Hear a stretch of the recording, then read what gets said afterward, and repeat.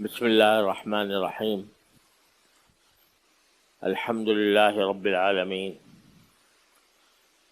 والصلاة والسلام علی سیدنا و نبینا و مولانا محمد خاتم النبیین و امام المرسلین وعلی آلہ و اصحابہ اجمعین وعلی کل من تبعہم بإحسان الی یوم الدین. اما بعد فاعوذ باللہ من الشیطان الرجیم. بسم اللہ الرحمن الرحیم.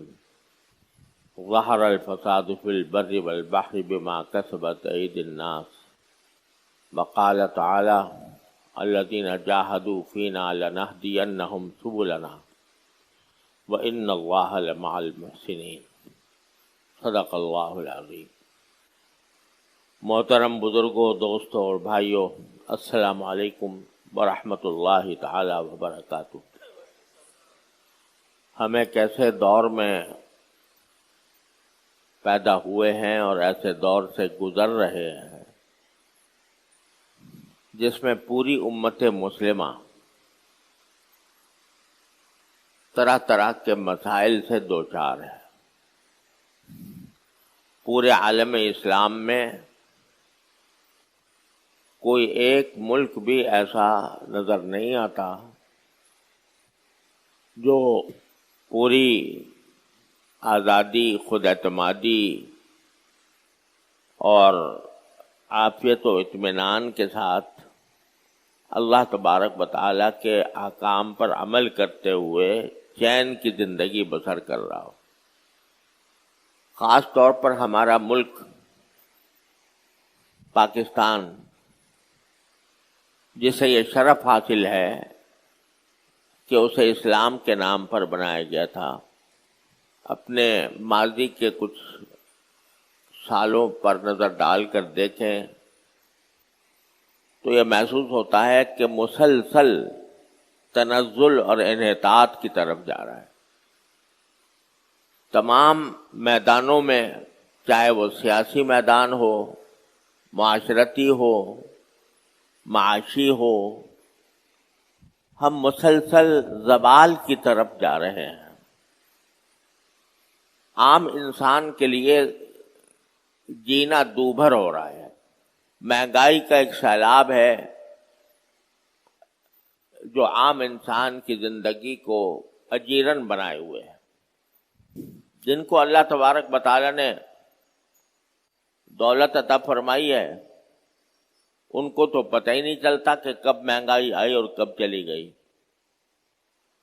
وہ تو اپنی تجارت، اپنے صنعت میں اس طرح لگے ہوئے ہیں کہ اگر کوئی مہنگائی آتی بھی ہے تو وہ اپنی قیمت، اپنی مصنوعات کی قیمتوں کو بڑھا کر وہ غریب ہی سے وصول کر لیتے ہیں. ان کا تو کوئی بال بیکا نہیں ہوتا. ان کے گھروں میں پتہ نہیں چلتا کہ آٹے دال کا کیا بھاؤ ہے. لیکن غریب آدمی پس رہا ہے.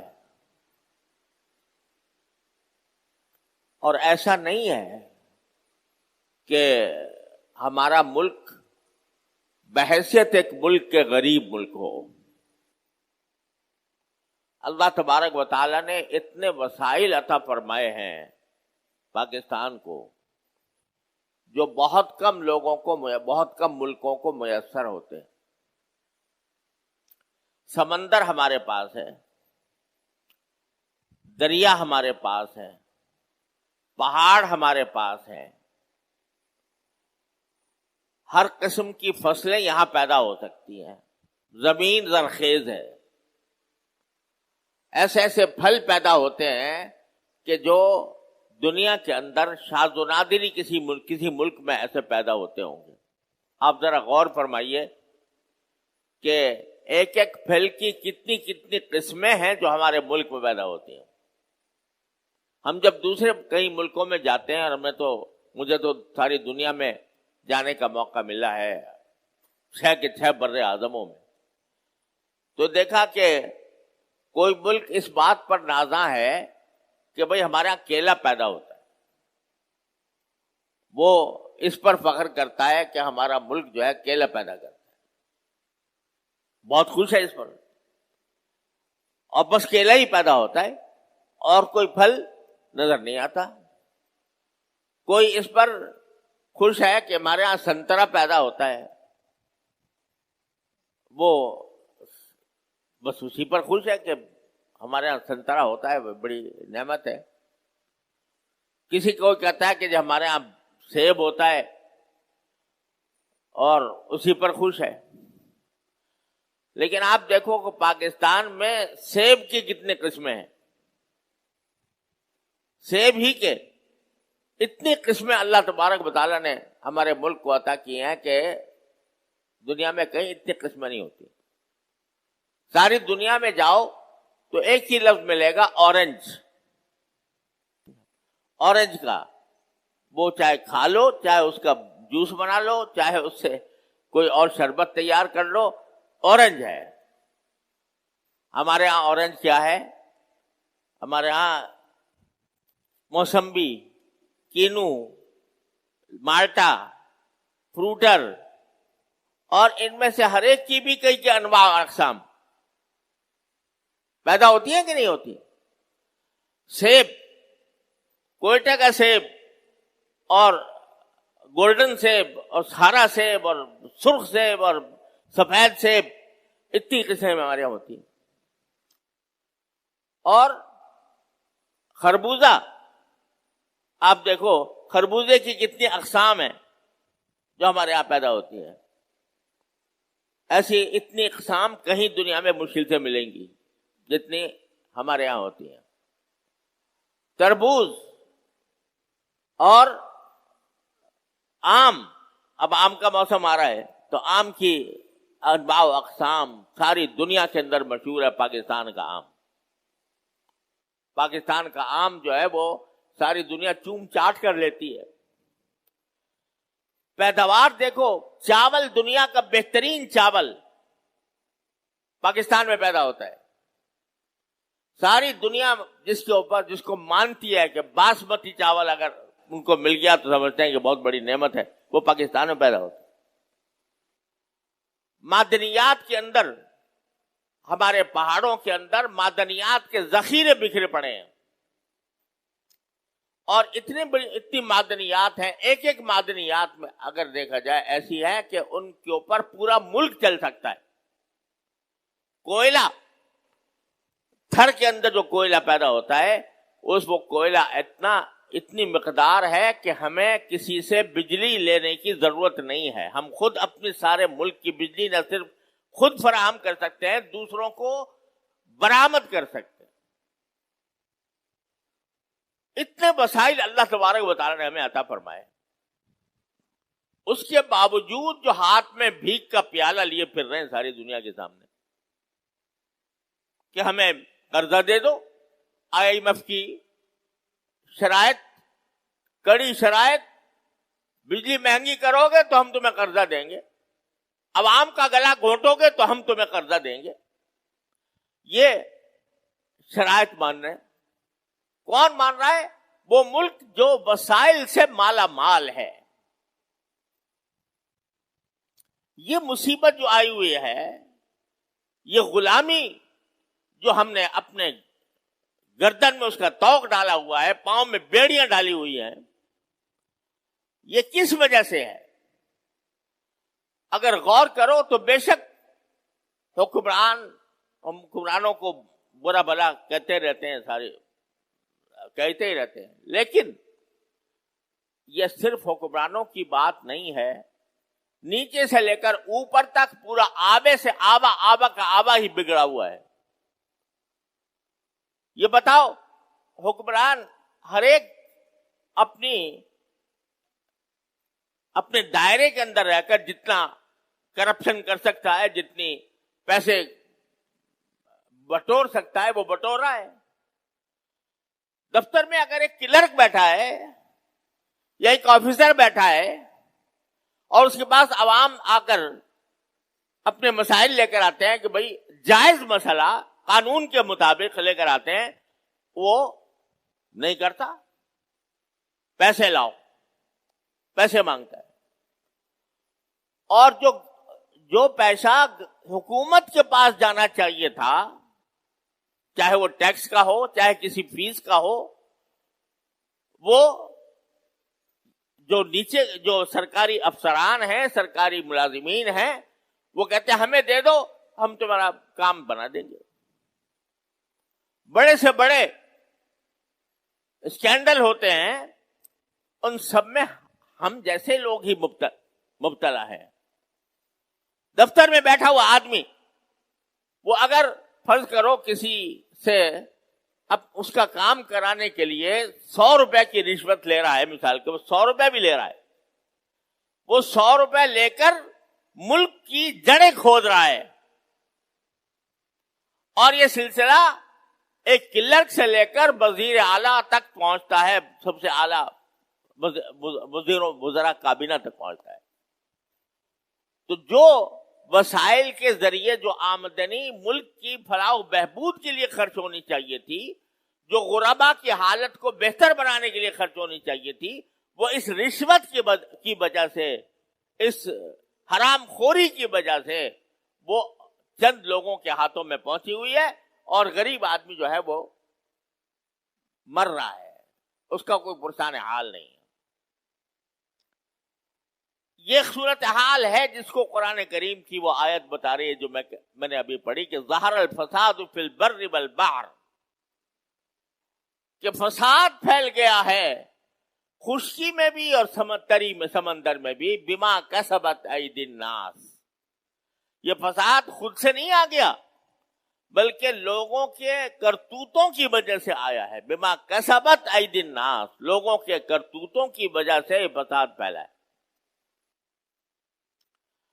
تو اب اس فساد کا علاج ایک تو یہ ہے کہ مجلسیں گرم کرو، اس میں ان فساد کا تذکرہ کرو، لوگ جس طریقے سے بے ایمانی کر رہے ہیں ان کے اوپر لعنت بھیجو، اور آپس میں بات چیت کر کے اور اٹھ کے کھڑے ہو کے چلے جاؤ، جیسا کہ ہم آج کل کر رہے ہیں.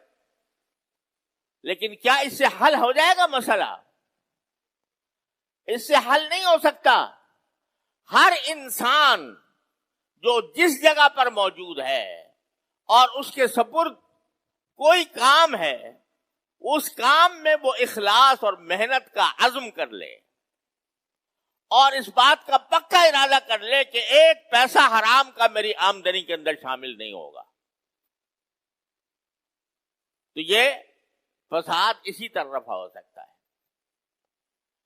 ورنہ اس فساد کا عذاب ہے جس میں ہم گرفتار ہیں.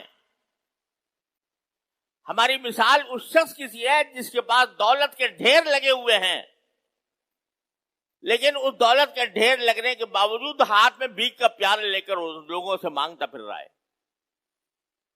اس دولت کے ڈھیر سے فائدہ نہیں اٹھا سکتا، اس لیے کہ اس نے طریقہ ہی ایسا اپنایا ہے کہ وہ ساری دولت جو ہے وہ بٹ رہی، وہ چوروں کے ہاتھ میں جا رہی ہے، ڈاکوؤں کے ہاتھ میں جا رہی ہے، وہ اس کے ہاتھ میں نہیں آ رہی.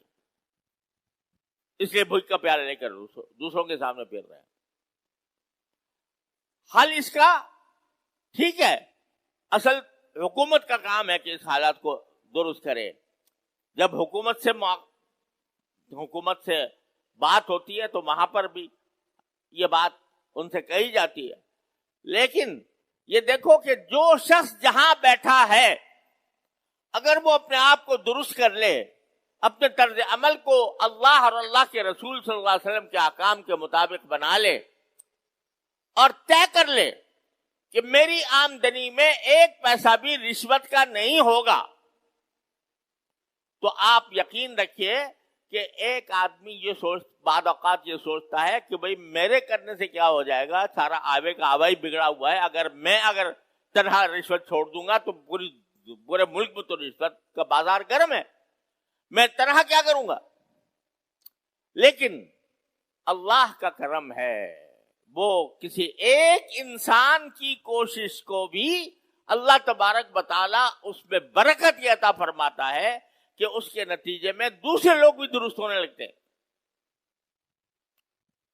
اس کام کے لیے تھوڑی سی اپنے اوپر جبر کرنے کی ضرورت ہوگی، کچھ تو مجاہدہ کرنے کی ضرورت ہوگی، محنت کرنے کی ضرورت ہوگی، کیونکہ جو آدمی عادی ہے رشوت لینے کا، اس کی تنخواہ تو 1/4 اور 3/4 وہ رشوت سے کماتا ہے، تو اس 3/4 کو چھوڑنے کے لیے اس کو اپنے نفس پر جبر کرنا پڑے گا، اپنے نفس کے ساتھ مجاہدہ کرنا پڑے گا۔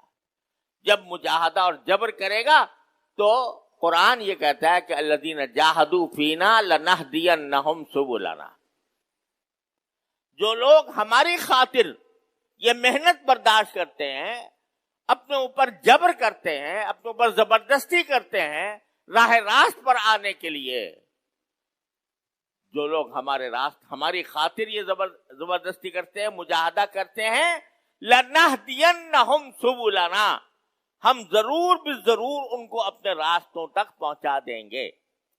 وَإِنَّ اللَّهَ مَعَ الْمُحْسِنِينَ، اور اللہ ان لوگوں کے ساتھ ہے جو احسان یعنی نیکی کا عمل کرتے ہیں۔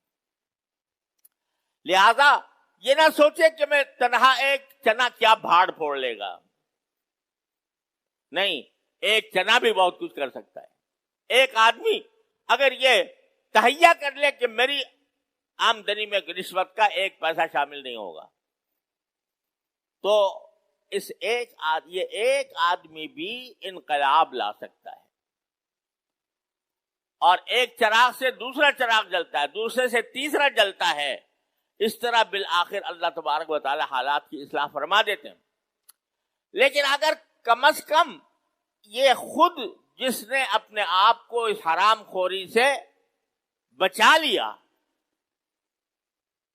یہ کم از کم اللہ تعالیٰ کی بارگاہ میں پیش ہو کر یہ کہہ سکے گا کہ یا اللہ، اگرچہ حرام خوری کا بازار گرم تھا چاروں طرف، لیکن میں نے اپنے حد تک کوشش کی، اپنے آپ کو بچایا، لہذا اللہ تبارک و تعالیٰ کے عذاب سے انشاءاللہ محفوظ رہے گا۔ آخرت میں کم از کم اس کے پاس کچھ کہنے کو جواب مل جائے گا۔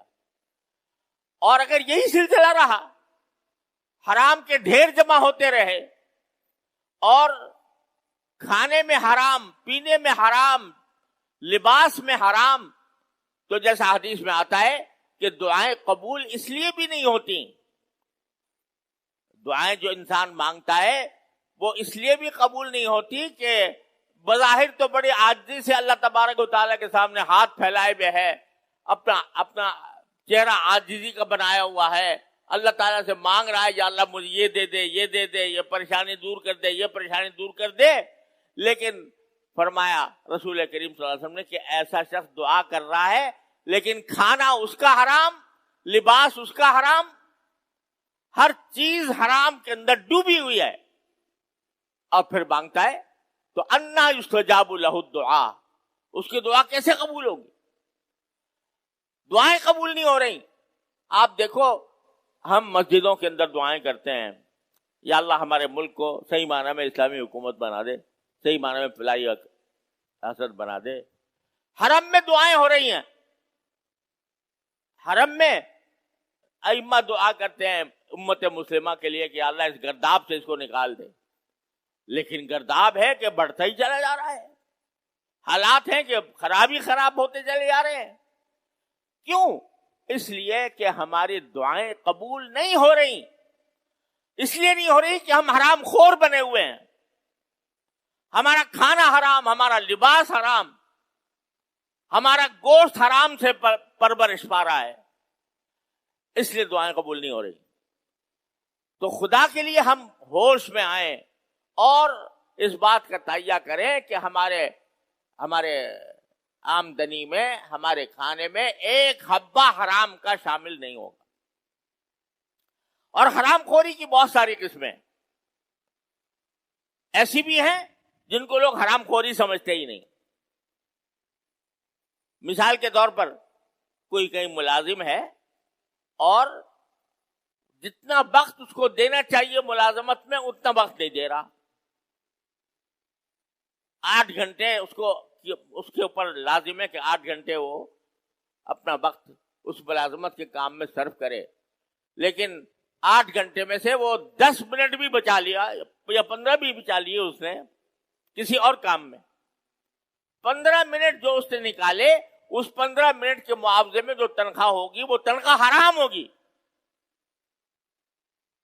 وہ کھانا بھی حرام ہو جائے گا، کھانے میں حرام کی آمیزش ہو جائے گی، ایسا ہوگا جیسے حرام کھانے کے اندر خنزیر کا گوشت کی ملاوٹ ہو جائے۔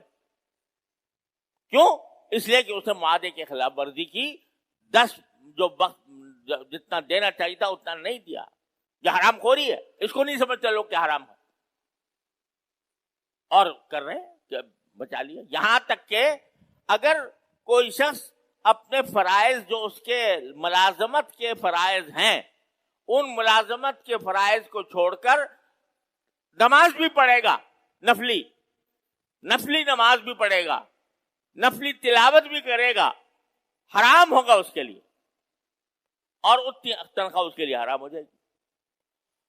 یہ ایک دو نہیں، بے شمار اس کی مثالیں ہیں جس کا ہم سمجھ ہی نہیں رہے کہ یہ حرام کام کر رہے ہیں، حرام کھا رہے ہیں اور کھا رہے ہیں۔ تو ان تمام چیزوں کی طرف دھیان ہونا چاہیے، ان تمام چیزوں کے بارے میں عزم کرنا چاہیے کہ ہمارے منہ میں، ہمارے حلق میں کوئی حرام کی آمیزش نہیں ہوگی۔ جب تک یہ قوم یہ تہیہ نہیں کر لے گی، وہ اس گرداب سے نہیں نکل سکتی جس غلامی کے گرداب میں اس وقت پھنسی ہوئی ہے۔ اللہ تبارک و تعالیٰ اپنے فضل و کرم سے ہم سب کو اسے بچنے کی توفیق عطا فرمائے۔ وآخر دعوانا الحمدللہ رب العالمین۔